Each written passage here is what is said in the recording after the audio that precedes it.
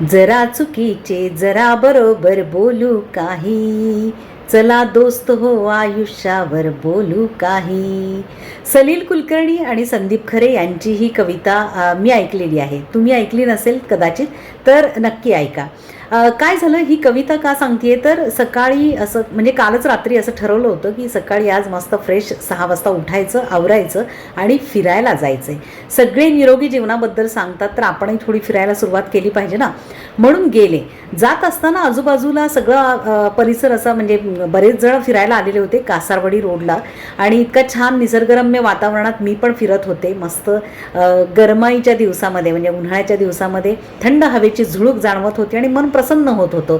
पुढं चालत गेले एका कोपऱ्यामध्ये एक आजी दिसल्या आणि त्या आजी अशा छान शांत बसून एकांतात कुठंतरी फ्लॅशबॅकमध्ये बघत होत्या. मध्येच त्यांना हातपाय हलवावेसे वाटत होते, म्हणजे थोडा व्यायाम करत होत्या. मला राहवलं नाही कारण मला असं आवडतं बोलायला लोकांशी. आणि मग मी गेले आजींजवळ. आजींना म्हटलं, काय आजी कशा आहात, बऱ्या आहात का? त्याही मला अशा कुतूहलाने बघितल्या त्यांनी आणि मला म्हणाल्या की काय गं, कोण गं तू आणि कशी काय विचारती? मी म्हटलं काही नाही आजी, फिरायला आले होते, आज खूप छान वाटलं आणि तुमच्याकडे बघून आणखी छान वाटलं की तुम्ही अशा छान एकांतात कुठेतरी पाहतायत आणि छान व्यायाम करतायत. कशाचं डोंबलं, काय पाहतीय गं?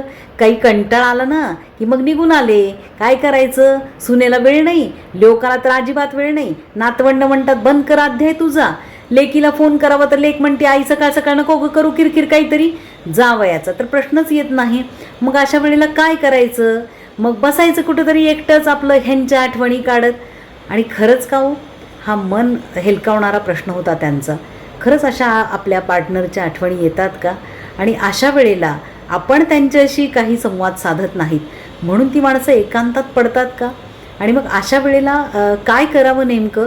जर तुम्हाला काही सुचत असेल तर माझ्या कमेंट बॉक्समध्ये नक्की कळवा आणि अशा लोकांशी हितगुज साधा, संवाद साधा. धन्यवाद.